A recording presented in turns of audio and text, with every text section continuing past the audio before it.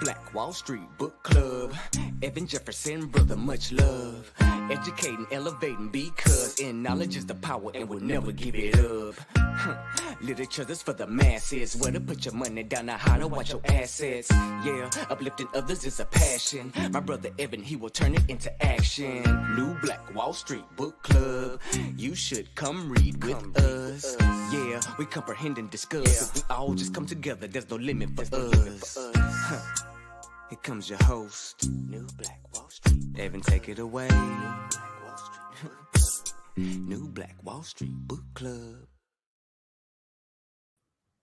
All right, Grand Rising to you beautiful people, man. Thanks so much for joining us here today on the New Black Wall Street Book Club, where black folk do read.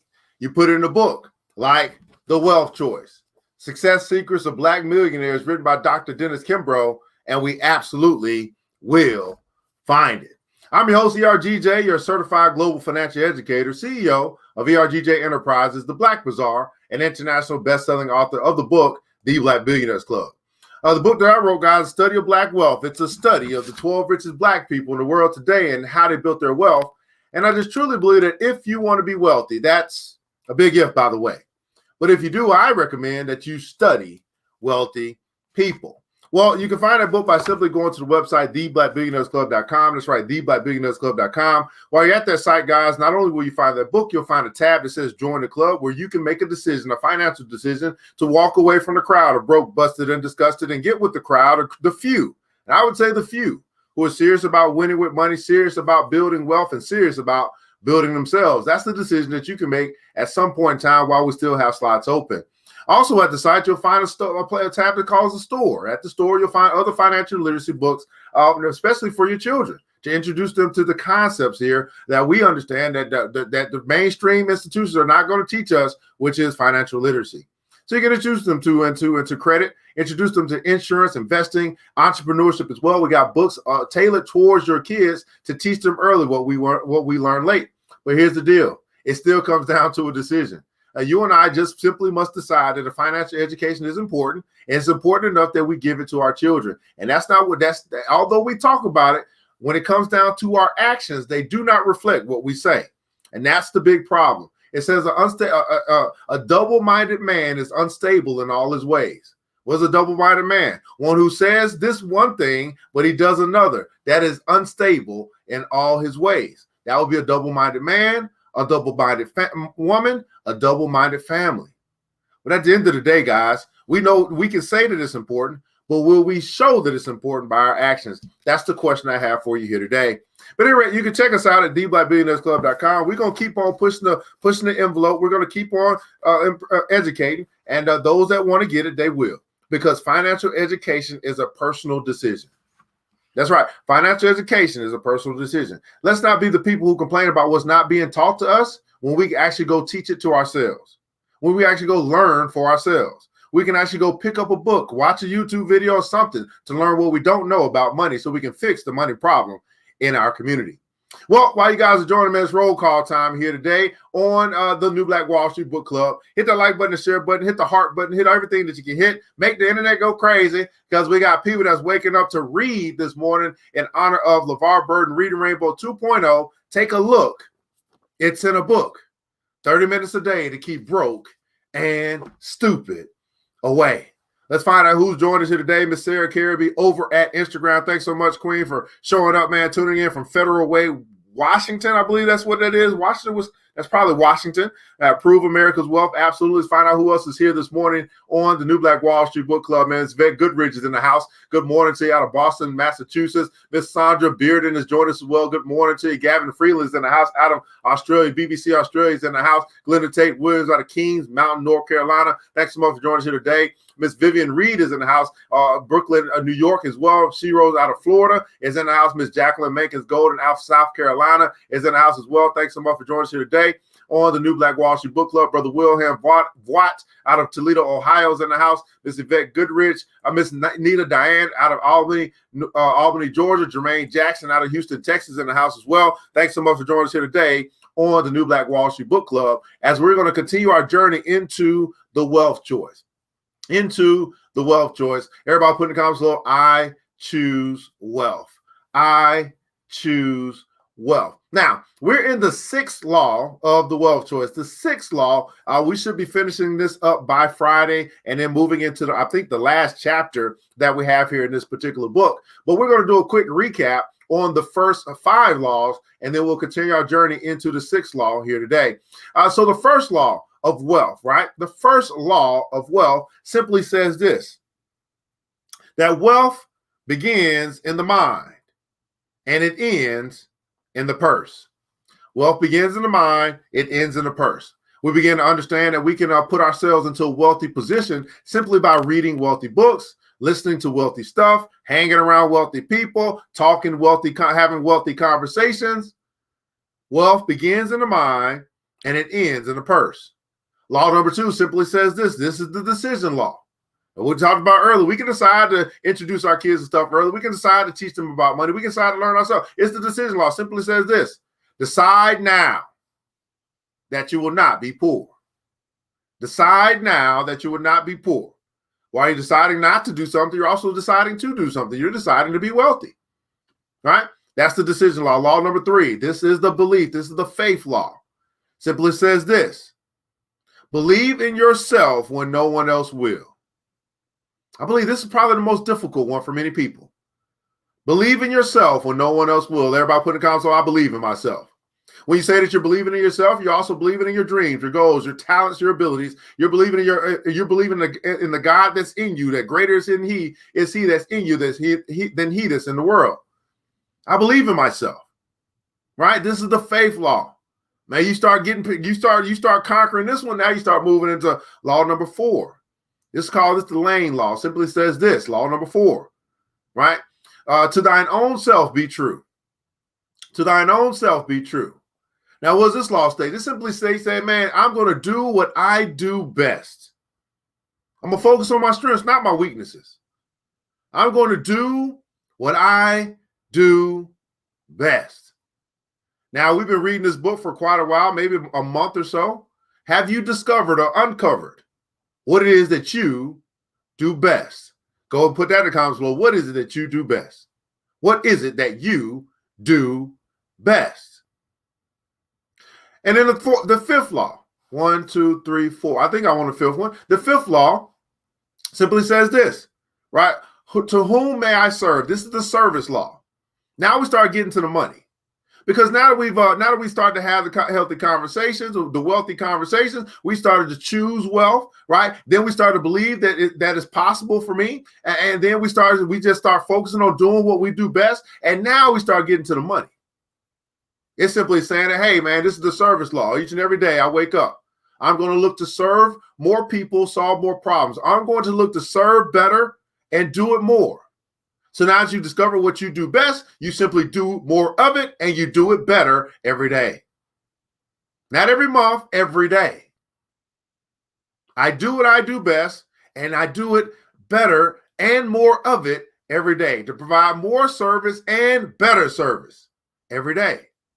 You start getting to the money. And now we're into the 6th law.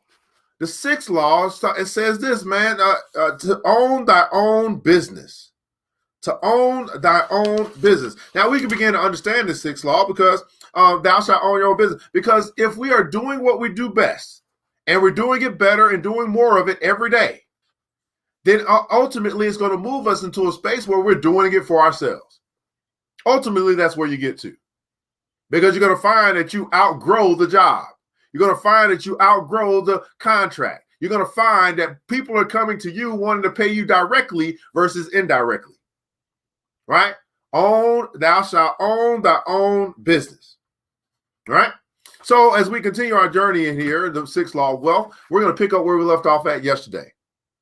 We're going to pick up where we left off yesterday, where we're talking about the 6 core strategies, right, of Black millionaires. The 6 core strategies. So we covered 3 yesterday. We covered 3. Let's review those 3. The first one said this. They have a desire for independence. A desire for independence. Next, they had a deep sense of purpose. A deep sense of purpose. And then the third core strategy is that believing is seeing. Believing is seen. Let's pick up on number 4, the fourth core strategy of Black millionaires, New Black Wall Street Book Club. Let's read. A tolerance for the uncertainty. A tolerance for uncertainty. This will be the space that a lot of people are afraid of, which is the unknown, uncertain. It's not the same thing, different day, right? They're comfortable with it being a new thing in a different day. The ability to take risk and engage in the unknown. Survey data conclude that most high-profile Black entrepreneurs see opportunity where others see only risk, and also tend to be optimistic, who believe that they can succeed despite the fact that so many suggest that they can't. There's a general consensus among survey respondents that each is committed to begin their day with thoughts of why not rather than I can't. As one interviewee stated in the starkest terms, if you don't get what you want in life, it's a sign that you either didn't want it bad enough or you tried to haggle over the price. Let me repeat that again.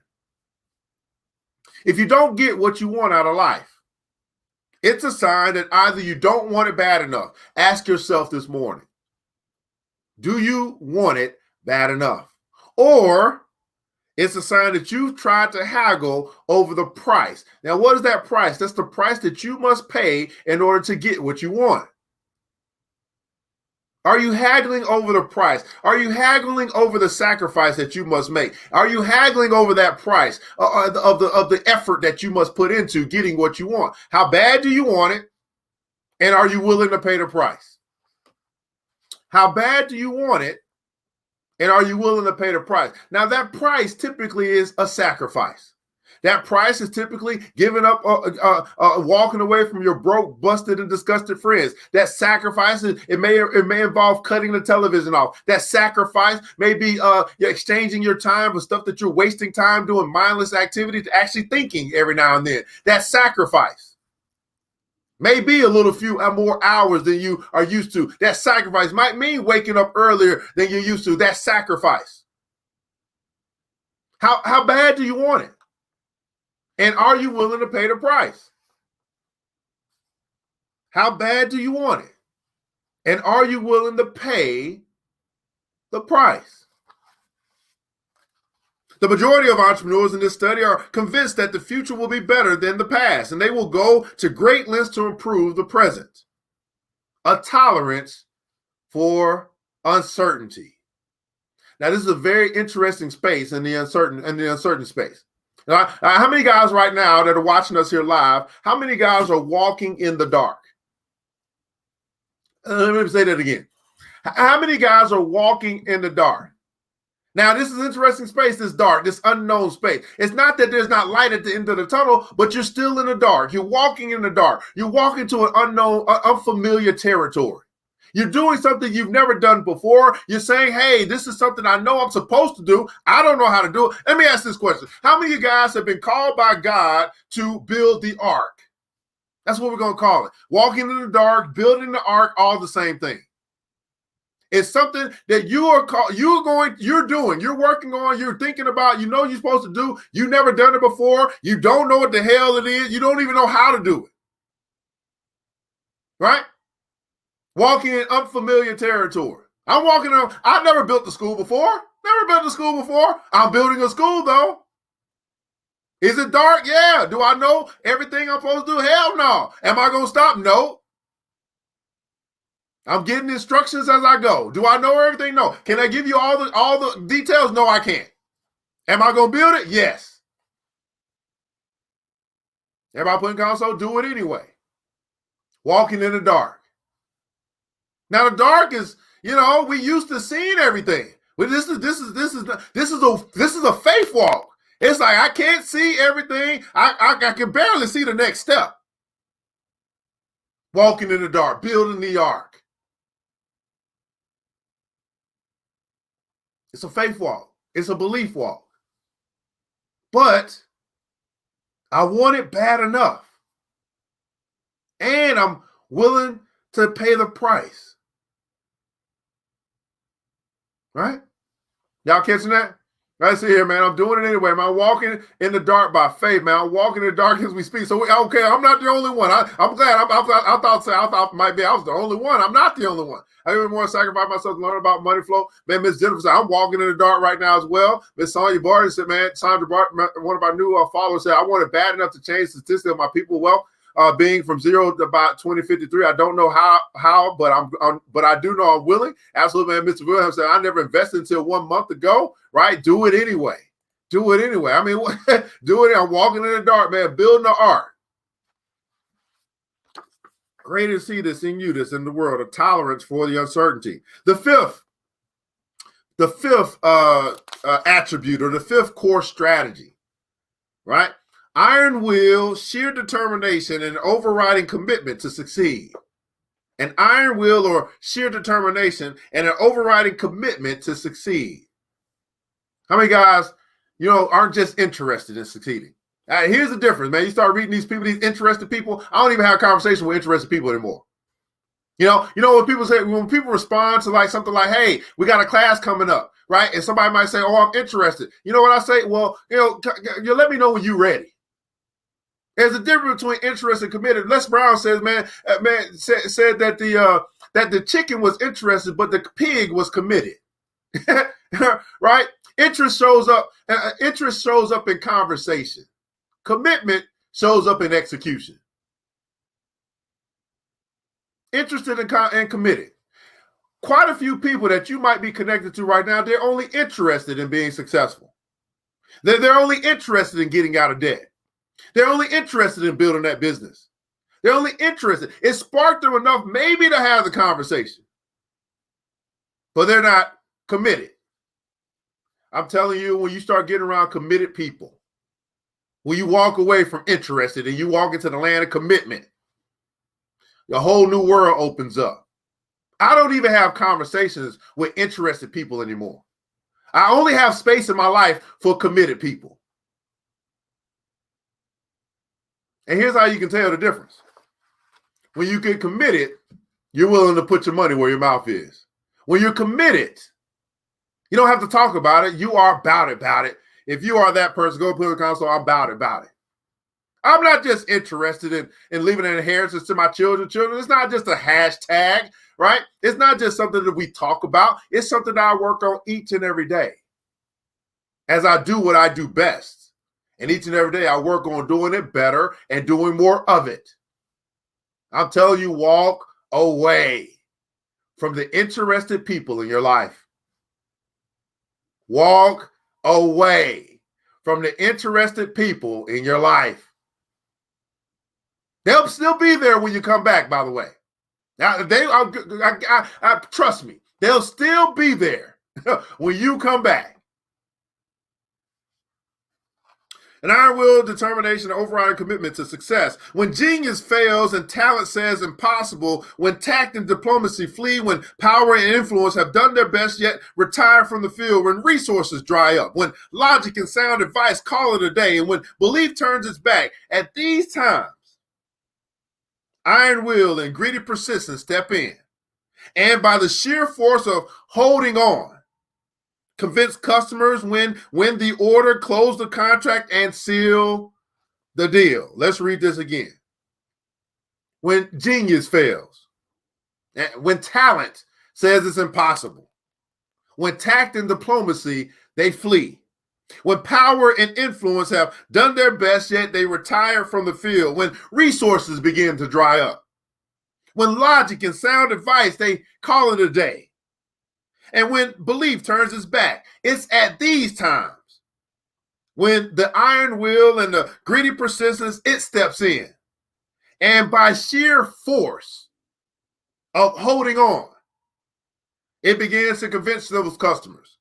It begins to win that order for you. It begins to close the contract. It begins to seal the deal. When you are at the very end of yourself, something on the inside of you kind of steps up to finish the race. When you ran as far as you can run, when you made as many calls as you can make, When you've asked the question, you've knocked on the doors, and you've searched and you searched and you searched, it's at that time when you're at the end of yourself that your inner self begins to step up and show out. And you are amazed and surprised. Well, how do we close that deal? You know how? You know how? Because you held on. You held on. Just when you were about to quit, you held on. Just when you was about to give up and said, I guess this ain't the one for me, you tried again. When you got to the end of yourself, the spirit man inside of you that said, no, we're going to go deep, right? Here's what happened, right? Let's recall the story. I think it was a man named Peter. I'm not all the best of what to come to these stories, but I believe it was a man named Peter. He went out, he toiled all day long. I mean, he's a fisherman. He go out there, he do what he do best. He fishes. He goes out there, work all day, ain't caught damn fish. Come back to shore saying, man, I'm tired, boss. I ain't caught a fish. And his boss say, or the master say, well, I need you to go back out there, but I need you to go out. I need you to go deeper. Everybody put in console, go deeper. I need you to go deeper. I need you to go to the deep. Now, he's a fisherman. He like, I done went out there and I done worked all day. Ain't got no fish, ain't got nothing to eat. And his boss said, well, if you don't work, you don't eat. I want you to go out deeper. Well, he said, well, I think I know what I'm doing, but you the boss, you the teacher, you the master, you're the spirit within me. No, he said, nevertheless, at your will, I'll go back out. What happens then? He goes out to the deep. He goes deeper. Next thing you know, he catch so much fish, he don't have enough room on his boat. He got to call his homeboys. Hey, man, come on out. There's a lot of fish out here, right? We went deeper. We found fish not just for myself. We found fish for the family. We found fish for the community. We found fish for everybody. Sometimes you just simply got to go back out and you got to go deeper. And you say, nevertheless, I'm going to listen to the spirit that's within me. It's giving me some instructions. It has a plan for me, a plan not to fail, but a plan for me to prosper. I'm going to listen to my spirit, man. I'm going to go out, back out. Because I ain't going home. I'm not going home till we got something. Well, I'm going to go back out and I'm going deeper.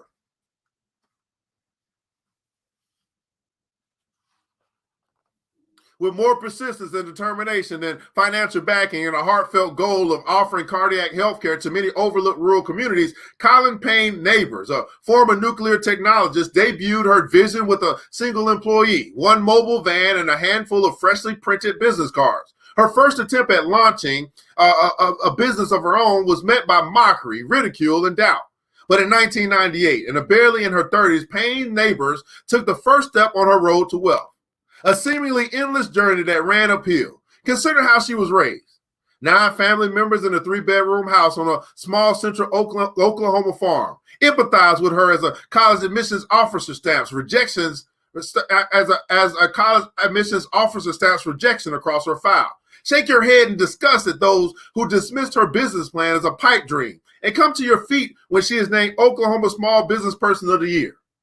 Perhaps no one has ever battled longer or tougher or in the face of more opposition and roadblocks than that would dishearten most would-be entrepreneurs. From the outset, Payne Neighbors was committed to enduring long days and even tougher nights or longer nights, battling for what she believed in. She survived her first 18 months, as she described, by hanging on only by her fingernails. 8 years later, however, her company diversified and has been rebranded into Mobile Cardiac Imaging, MCI, Diagnostic Center, replete with 9 mobile units, 2 diagnostic clinic locations, and a full-time staff of 24. In little more than a decade, Payne Neighbors Enterprise has evolved into the largest fully functional diagnostic center in Tulsa, Oklahoma, closing a gap in a much-needed healthcare services. As a result, her earnings have soared from a $40,000 a year paycheck to owning and operating a business with revenues in excess of $12 billion.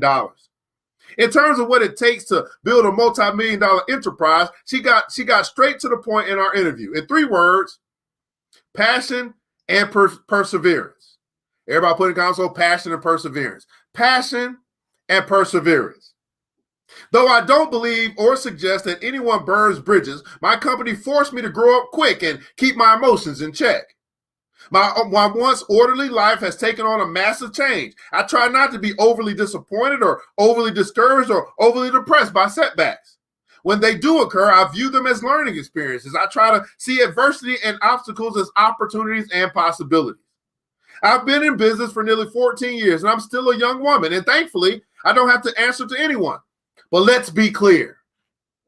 Business is not for the weak. The story of Colleen paying neighbors here on this Black Woman Wednesday, by the way, proves again, as if proof was still necessary, that wealth and achievement are the predictable results of diligence, ingenuity, and perseverance.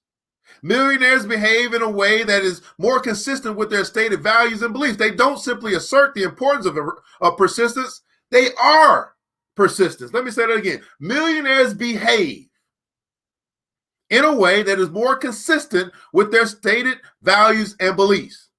They don't simply assert the importance of persistence. They are persistence.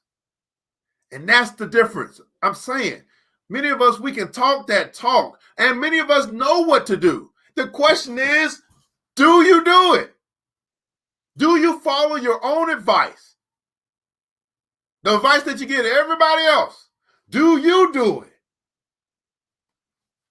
They don't talk about how important it is to be persistent. They simply are persistent. Will you become what you talk about? Will you become the I am? Will you become what you talk about? See, here's the thing. This is why I say to know better doesn't mean that you'll do better. Because I know you know better. Matter of fact, I know you know what to do. I know that you know the next step. You may not know all the steps, but you know the next step. I know that. But still, will you do it? But still, will you follow your own advice? See, here's the deal. If you came and talked to you about the problem that you have, you would have great advice for you to be able to solve that problem. But will you listen to you and do what you are telling you to do to solve the problem that you have? Let me say that again. I confused some people a little bit. I'm sorry. If you came and spoke to you about the problem that you're having, you would have great advice for you about how to fix that problem. Well, the question is, will you listen to you and go do what you was advising yourself to do to solve the problem that you're having?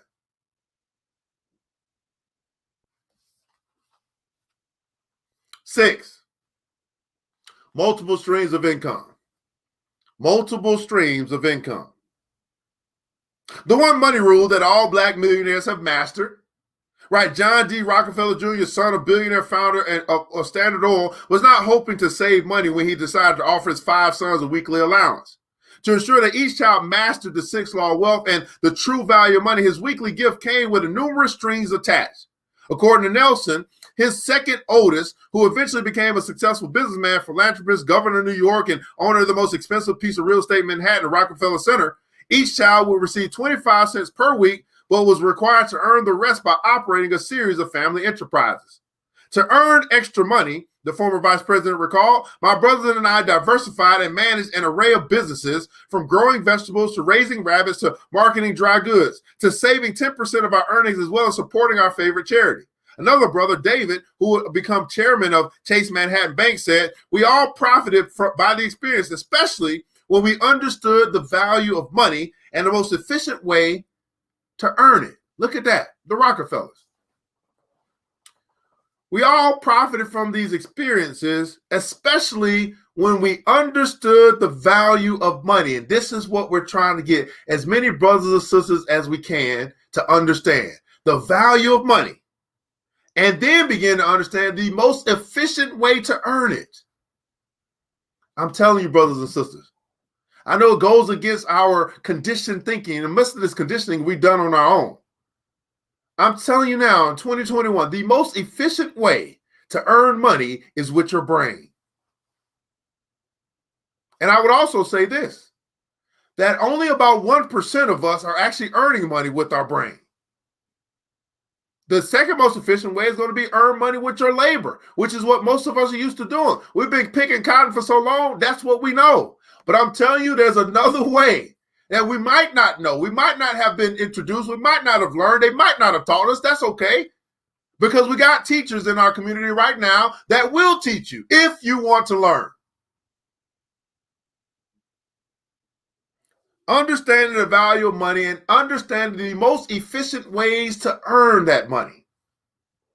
Now, Robert Kiyosaki put out a book called The Think and Grow Rich. Rich Dad, Poor Dad. How many guys have read that?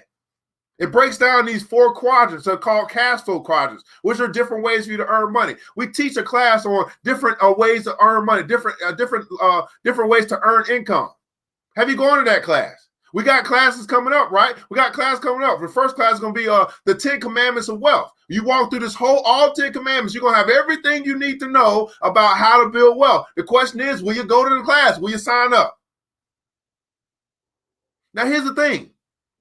Some of us have read some of these books, but how many guys would agree that although I read it once, I need to read it again and read it again? How many times do you think we need to go through this book? It can't just be once. We'll probably come back to it another 6 months and go back to it again and go back to it again and go back to it. When should you stop reading the book? When you finish it? No, never. Come back to it. Read it again. Come back to it. Read it again. Continue to fortify your wealth consciousness, because you missed some stuff the first time when you read it. You missed some stuff the second time you read it. Matter of fact, your mind has grown and matured since the last time you read it. You see? But thank God you got the book. At least you own it. That you don't have, now you own it, or you're ready to go get it again. He said, man, we began to profit. Everybody put console profit. We began to profit when we understood the value of money and also understood the most efficient ways to earn that money. Some would expect that Rockefeller's children raised in the lap of luxury would be spared such chores and trivial duties. Yet the oil baron wanted his sons to understand the value of money. How many of you guys are parents right now? You're watching right now. You are a parent, right? You have children. And you want your children to understand the value of money. If that's you, go and put a console, the value of money. You're a parent, you have children. I don't care how old they are. You pray. I mean, and maybe you're not the person to give it to them. Maybe you didn't learn the value of money, but you want your children to learn the value of money. If that's you, put in the console, the value of money. See, here's what I understand. Because I run a bookstore that actually sells this kind of stuff, and I realize how much this stuff doesn't get bought, it really makes me think, like, wow, we want the riches, and we want our children to have the best, and we want our children to learn this stuff. But when I look at the books that's still on my bookshelf, you would be amazed, but I'm not amazed because I see it all the time. But you would be amazed, like, wow, those books are still there? Yes. How long have those books been on your bookshelf? You would be amazed. You would be amazed. Wow, those books, those wonderful, great books that's going to introduce our kids to this thing called money. It's going to help them to understand the value of money. It's going to teach them or give them a financial education. Those books are still in your bookshelf? Those books are still for sale and everybody hadn't bought them yet? You would be amazed. Because what happens is most of us, we want better, we know better, but we don't do better. Even when it's for our children. Class comes up. Hey, man, we're going to go ahead and teach this thing called the 10 Commandments of Wealth. We are going to start with the act your wage. We want you and your children to come. It's out open. You know what? You know how long it's going to take? We know better. It's available. We got access. We meant to do it. We intended to do it. We didn't do it. But one thing we will do, we'll complain about what other people aren't doing for us that we can do for ourselves. That's the difference. We wanted to, we meant to, we intended to, we'll get back to it, we procrastinated, it didn't happen, we wonder what happened. And this was for our kids. This was beyond just doing it for me. Now we're talking about doing it for my children. Value of money. Value of money. Value of money. Right? This is my greatest reason for learning, because I wasn't taught. How will my children know how to keep the wealth? How will my children know how to keep the wealth and grow it? Yeah, that's a great way to go. You can learn on your own. So as a rule of success, success and wealth are the triumph of common ordinary virtues. Rich beyond any measure, Rockefeller taught a specific pattern for creating wealth and the wisdom each quality contained. And here are the 4 things that he taught. Rockefeller. Okay? If y'all ain't y'all don't listen to ERGJ. I don't know. But now let's listen to Rockefeller. I don't know. He might have been, they was pretty, that was a pretty wealthy family, so to speak. Family fortune, inheritance to inheritance to inheritance, all going down the line. Number 1, he said this: be prepared to work. Whether you work to acquire, whatever you work to acquire, you value. Be prepared to work. Whatever you work to acquire, you value. Wow, that is an interesting statement right there. You start asking, well, what do I really value? It shows up in what I'm working to acquire. I'm telling you, it was a time in my life where I worked to acquire the weed. I worked to acquire the woman. I worked to acquire the alcohol. I worked to acquire. What are you working to acquire? It shows what you value. Woo! That right there might hit somebody's toenail. That hit the big toe, like pow. Number 2, he said this: hey, know where your money is going. Account for every penny. Maintain accurate and itemized records for your daily expenditures. Whatever you can account for, you control. Oh, we're going to get into this tomorrow. Oh, Lord, I can't. Oh, my goodness. Right here, we got a whole financial lesson right here in 4 points. That's why financial education, it ain't really all that long. It's only about 4 or 5 principles. It's 4 simple principles, 5 simple principles, maybe 6. Know where your money is going. Account for every penny. Maintain accurate and itemized records for your daily expenditures. Whatever you can account for, you control. So when people come and talk to me, they want to get their money together, right? I don't talk to them about, I know the budget is a big word. I don't even go to the budget because I know that's a hard word for people to get. I want to know, do you even know how much you spent yesterday? No, I don't. Okay, let's start there. We got to start by tracking your expenses. You know how much money you make. Let's talk about what you're spending. Account for every penny. Over the next week, I want you to account for every penny. Then we're going to come back and look at that week. Then you're going to divide that out and say, well, how much of this money did I spend on stuff that I needed versus how much I spent on stuff that I wanted? And let's see what we can cut out. If you really want to fix the money problem.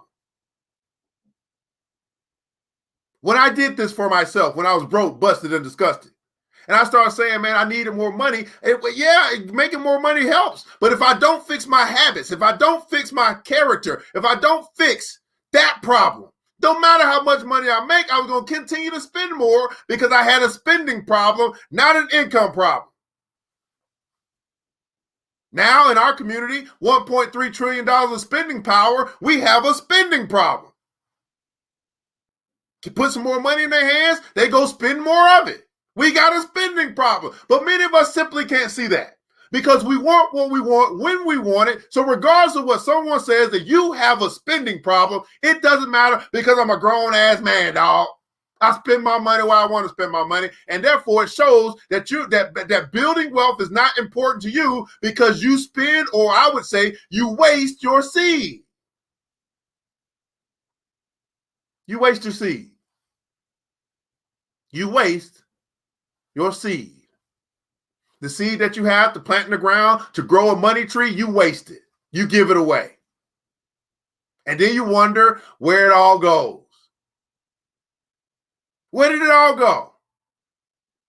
Where did it all go?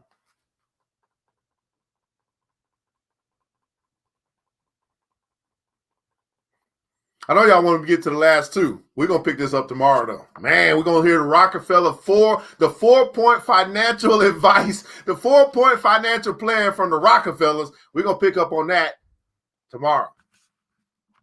In the comments below, I'd love for you to share your takeaway from today. We don't do this just to do this. We do this to make a difference. And I'm simply asking you to answer this question in the comments below. Was this worth your time and why? Now, while you guys type, I know I talk much faster than you type, so I'll go ahead and shout out our sponsors who helped to make this thing come true. Reading Rainbow 2.0, right? Take a look. It's in a book, The Wealth Choice, Success Secrets of Black Millionaires. Our sponsors who put their money where their mouth is, say, hey, we want you to keep doing this because this is making a difference no matter how many people show up. The Black Bazaar, yes, I sponsor my own stuff. The Black Bazaar, the Afrocentric Marketplace, specializing in Afrocentric home decor, personal care products, also Black art-inspired gifts. Check us out at theblackbazaar.com. All of these businesses are Black-owned businesses that you can choose to shop with, and we can practice group economics. Black woman-owned business, blackberrycharisma.com. That's specializing in custom crafts. They do T-shirts and mugs and stuff like that. They also have a pretty dope lingerie line. Check out Blackberry Charisma at www.blackberrycharisma.com. Five Factor Consulting, a Black woman-owned business, wants to help you get your money right, help you to prepare or fix your credit, help you to increase your cash flow, help you to give you a strategy and a plan in order for you to win as you move forward in this financial journey. FiveFactorConsulting.com at www.FiveFactorConsulting.com. Another Black woman-owned business who put their money where their mouth is, so we're going to support a brother who's trying to change the world by changing his community first.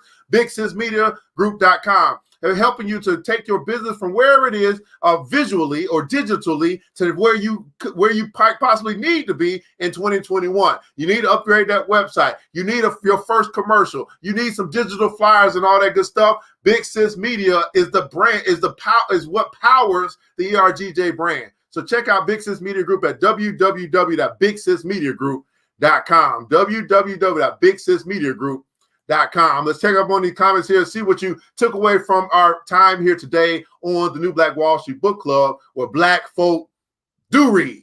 You put in a book, and we absolutely will find it. Ms. Menken's golden, valuable information, right? Layla Love, man, don't waste your money tree seed. Next time, just at me. I'll have poor spending habits. I hear going, man. Time, when I fast and work my time, thank God I made it 100 today. Absolutely, man. Hold on. Go deeper, man. Need to add this book to my library. Absolutely. The meaning of my purpose has become clear to me. A great pineapple moment. Absolutely. Miss Antoinette Ross's boss, he has all on my toes. I hear that, man. It hit me hard when you said we acquire what we value.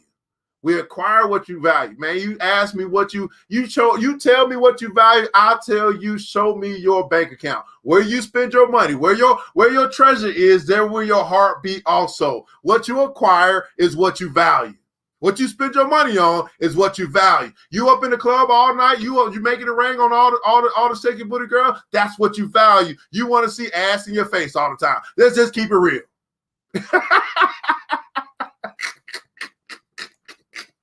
Michelle, man, work my time. I don't have an income problem. I have a spending problem. Ouch. That was hard to type. Right, I need to value my money and track all expenses, money spent. Learn how to manage money. Learn how to manage my money. Right, be a good steward. Right, a good book talks about being a good steward. That's a good manager of the resources that have been given to you by your father. Right, do what you know to do. Right, I know. Right, read Rainbow 2.0. So I'm wrong, man. Hey, I'm free. That's what it is. I'm free. You got a free Black man, right? Who gonna check me, boo? Who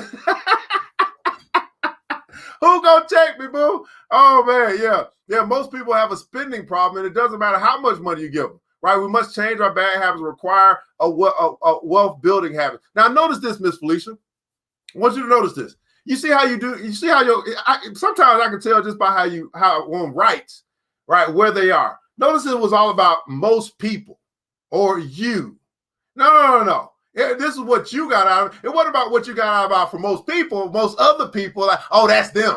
No. What did you get out of it for you? That's the difference, man. We start getting into I. I'm gonna focus on fixing me. Whatever it is I need to fix, that's what I'm gonna be working. That's what I got out of what I need to work on. Right? All right, send them away. Send them my way. I got the lines ready for the ass. Well, y'all be cracking me up all day long, man. This is the New Black Wall Street Book Club where black folk do read. That's right, man. Reading Rainbow 2.0, 30 minutes a day. 30 minutes a day to keep broke and stupid away. I'm your host, CRGJ, certified global financial educator. I want to say thanks so much for all that showed up today. Thanks for those that hit the like button, the share button, the subscribe button, the follow button, all that good stuff. Thank you for all of my brothers keepers and all of my sisters keepers. This is Black Woman Wednesday, by the way. We'll be back tonight at 8 p.m. Eastern Standard Time to celebrate the Black woman tonight, right? I'll be there. The question is, will you? I want you guys to remember this, that it takes a village. It starts with us. Let's build as we climb together. We all we got, beautiful people. Matter of fact, we all we really need. And thank God, that's more than enough. Until next episode, you know what time it is. Mr. DJ, hit the music. New black. It's the New Black Wall Street Book Club. With your host, Evan Jefferson. It's time for us to go. Yeah. Now, you ain't got to leave the computer, but we encourage you to get out there and learn and apply all the things you learn at the New Black Wall Street Book Club. Yeah. The New Black Wall Street. The New Black Wall Street Book Club.